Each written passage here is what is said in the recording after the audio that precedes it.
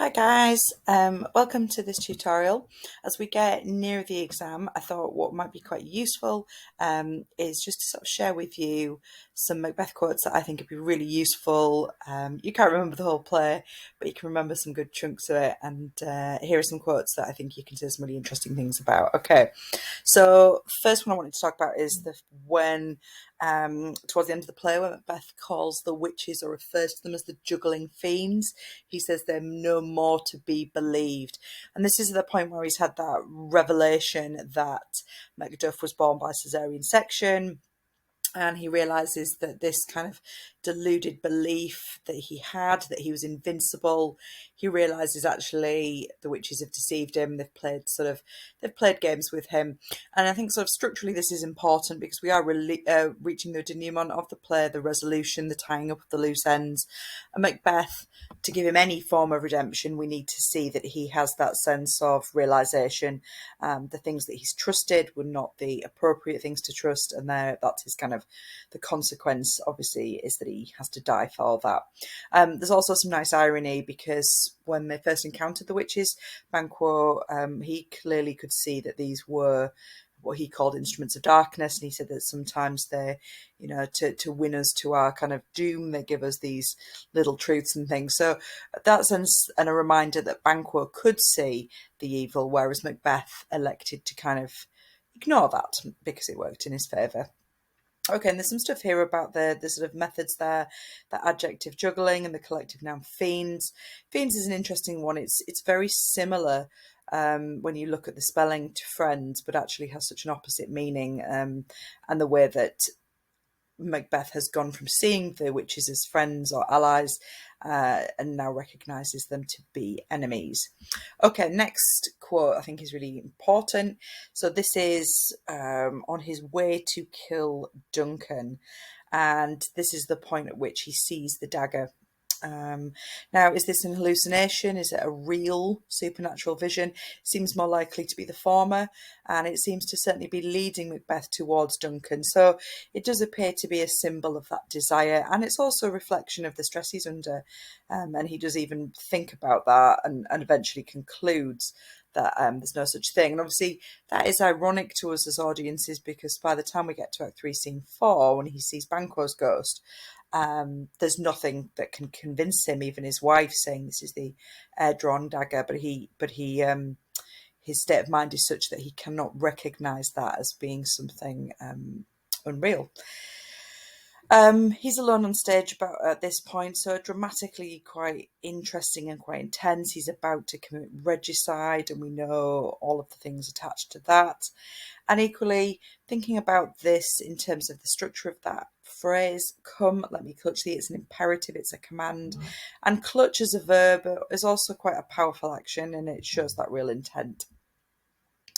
Okay, the next quote I'd like to look at is cannot be ill, cannot be good. This is when he's just had the witch's sort of prophecy, the first one of which coming true, when he's been promoted to Thane of Cawdor.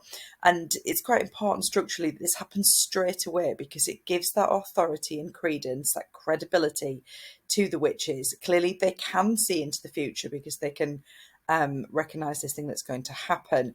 And in terms of context, obviously that sense of the witches being a real, legitimate supernatural power links to King James's paranoia and fears of them. Also, in terms of the dramatic context, we have got other characters present on the stage. Now, this is an aside. When that helps us get the inner thoughts of Macbeth whilst realising he's being slightly deceptive or reticent around speaking those thoughts in front of people, even when one of those people is his best friend, Banquo, but he doesn't want them to know the thoughts he's having. Now, this particular structure, cannot be ill, cannot be good, is an example of syntactic parallelism, and it shows at this point he is conflicted about the witch's predictions, and he's considering that there's both kind of good and bad elements to it. I think the modal verb cannot, though, is significant in that he says it cannot be ill. So he thinks this can't be a bad thing, unlike Banquo. Okay, next one. It's a bit of a cheat because actually there is two quotes here, but if you can remember them both together, that's no bad thing. I've chosen them because they both focus on appearance versus reality. The first one is spoken by Lady Macbeth, where she sort of tells him to disguise. She says his face is as a bookworm and may read strange matters. She's worried he will give away through his demeanour, through his facial expressions, what their plan is. And the second one is when he's sort of agreed to go along with the killing of Duncan. So the second quote is from Macbeth himself. But both of them, if you look at them together, focus on the idea of, on the surface, Macbeth needs to be loyal, but underneath that facade, he is a corrupt person. And certainly in the first one, where we've got the flowers and the serpent, it does allude in some ways to, the Garden of Eden, that idea of a place of perfection, but underneath it, you've got this corrupting, evil allure of the serpent.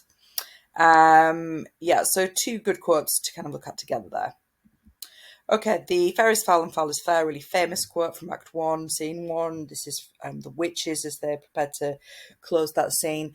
Dramatically significant in terms of the pathetic fallacy. This poor weather reflects that sort of unnatural and evil presence of the witches. And weather is, seen again after the killing of Duncan. Characters talk about it being a very stormy night, an unnaturally bad night. Contextually, we think about King James, who was paranoid and very interested in witches, opening it with these debased and evil characters. It's just a real audience hook, and it sort of obviously establishes some of those key themes around supernatural, around evil, around the witches. It's also, with these, it's alliterative, but the fricatives, fair is foul, but it's an oxymoron in terms of they thrive in, fair is foul, good things are awful to them, and yet evil and abhorrent things are what they thrive on and enjoy.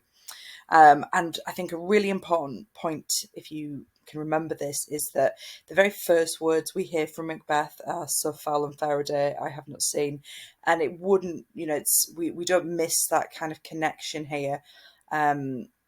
That he repeats the same words the witches use, and it really sort of solidifies that connection that he has to the witches. Okay, the next one I've chosen is Act 1, Scene 5, and I've used a bit of ellipses here to kind of chunk the quote together, but this is when she's had the news of from Macbeth's letter about Duncan coming to the castle, and her thoughts are immediately focused on the potential to kill Duncan. There's some significance here in that she's alone. She's a female character who's alone. And moments earlier, she's sort of talked in terms of hide thee hither that I may pour my spirits in thine ear. People were worried about being killed in their sleep because they couldn't make peace with their God. And equally, there was a fear about that death in your sleep, people pouring poison into your ears. If any of you have read or seen Shakespeare's Hamlet, that's what happens to the king there. The fact that in this quote she calls on spirits to fill her with direst cruelty helps us as audience to feel that she must be an evil or poisonous influence, because to call on spirits to do that, she's not looking for good spirits or God, she's calling on sort of evil spirits. And in fact, that "come you spirits," which is an imperative, does sound like an almost witch-like incantation, as though she's conjuring up these devilish forces. We've got the nice reference to the crown here, which does mean the top of your head, but it also alludes to the idea of royalty and queenship. And I would want students to mention this idea of the direst, the very worst form of cruelty.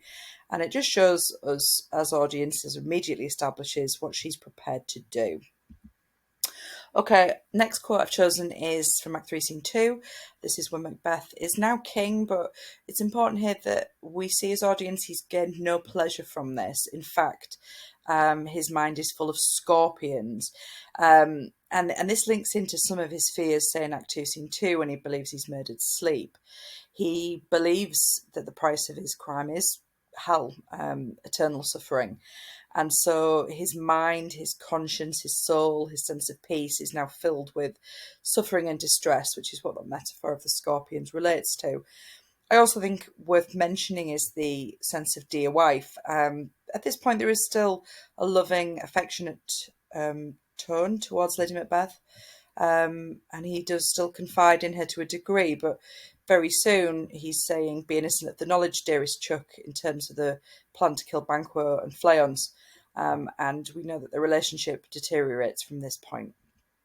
Okay, third quote. It's not, is it? Sorry, I've done these numbers in a weird order.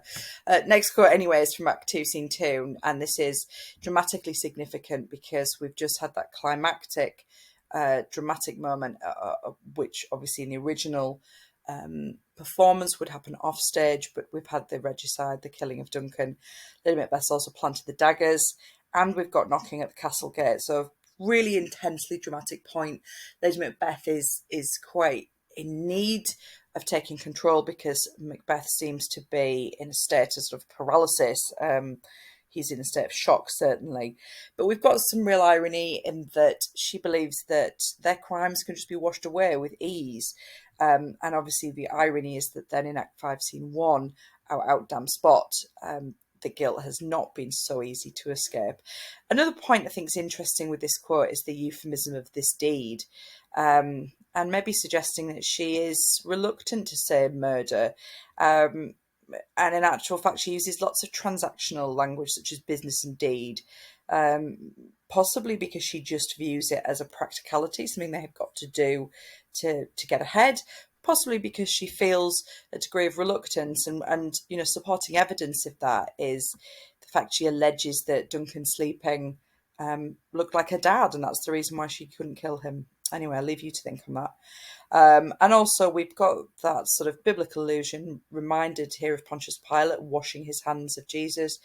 And we see that thing of to wash your hands of something is to abnegate, to get rid of responsibility.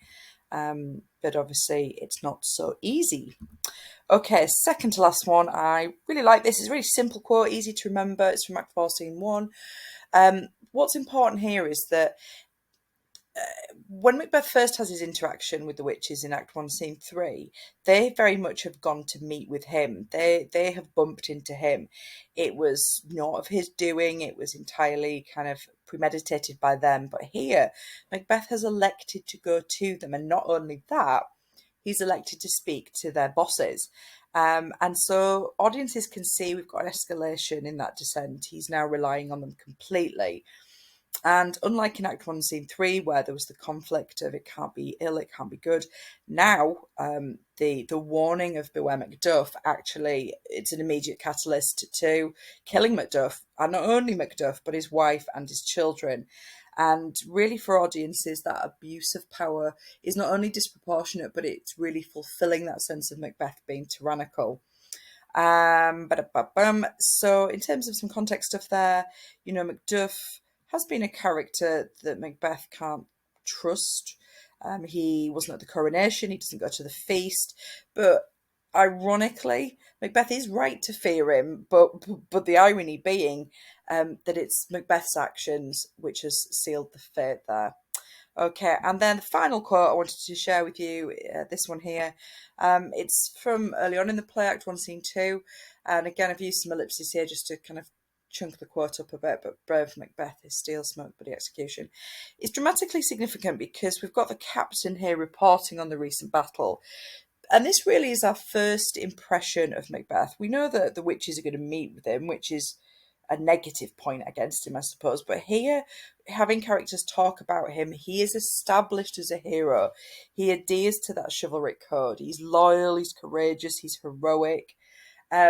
In terms of the dramatic context, he's been fighting the traitorous Thane of Cawdor. You do something interesting there about, is that a doomed title?